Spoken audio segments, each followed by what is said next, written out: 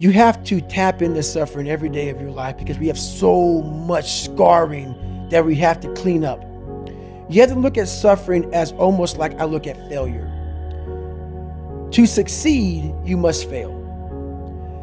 In failure and in suffering, all the answers are in there. All the answers to all the test questions. The test is your life. All the answers are in there. You don't have to live in suffering and pain and failure all the time. You have to learn, I need to visit it. Like people hate working out. You're only going to visit working out maybe an hour a day. 23 other hours of the day, you're not in it. But how you become in shape is you must visit suffering, visit working out 1 hour a day. Visit suffering 1 hour a day. Visit your past failures 1 hour a day. The relationship with it is the answers are in there. They are in there. Within the suffering, go in there, and I call it the live autopsy. The live autopsy. How you find out someone died? They crack you open after you're dead. How you can live is do it while you're alive. Go back in your brain, crack it open while you're alive. Don't wait until you're fucking dead to figure out why you died. Do it while you are living. Go in there, go into the suffering, go into the pain of your life and say, why did this suck for me so bad? Why am I afraid of all this stuff?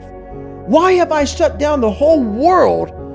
I guarantee I'll tell you why you shut down the whole world. It's in these nooks of the suffering within your brain, in the scarring, are all the answers to why you are on the couch feeling sorry for yourself. They lie within the scars. Visit them for at least an hour a day, study them, and then you'll find out more about yourself. You will then grow. So don't look at it as every day I suffer. Go into it an hour a day.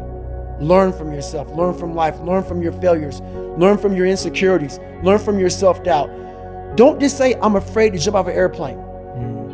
What makes you afraid of it? Study it. That's why I studied my mind. Why I became so powerful in the mind, because I realized I was weak. So instead of running away from the mind, I dove into it and said, what is making me weak? Oh, this makes sense. I came from hell. I came from a place that beat me down to nothing, which is why I'm afraid. All this makes sense. So systematically, one by one, I went back and met every single person in my mind, every situation. I went one-on-one with them again in my mind and said, okay, let's now revisit this. And that's how you do it. That's how it works. But people say, how'd you do that? You know every painful moment. Yeah, you remember it. You remember it. We try to put it under a rug, lift the rug up, you'll find them. Yeah, the dust will come up. Yeah, it'll come up quick. Yeah. So that's how I was able to write that book. Yeah. You don't forget that shit. No. You want to. Yeah. And that's where you fail. By trying to forget it. That's where you fail. That's where there's no growth. Let's just move forward from all this. Yeah. There's no growth there. There's no growth there. No. You just want to forget about it. Yeah. You will continue making the same fucked up mistake.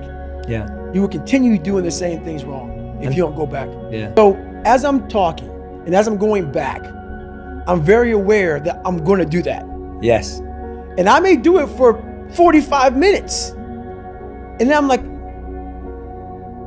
you knew you were going to do this.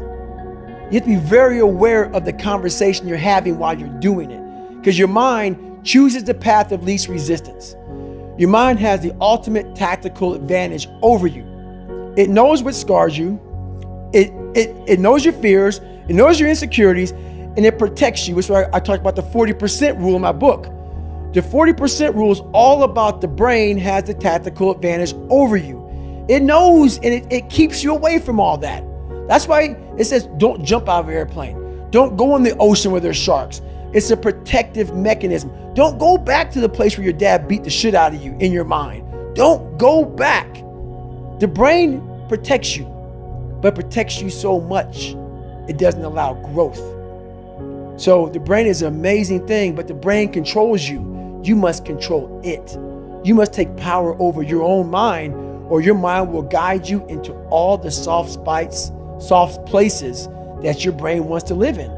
Your brain has enough information. It doesn't want to go through that process of mind hardening. It doesn't want to do that. I gotta remember what time I gotta be here, what time I gotta be there. This is where I want to stay. I'm peaceful. It wants to stay very peaceful and away from scarring. So that's what it is, man. Yeah.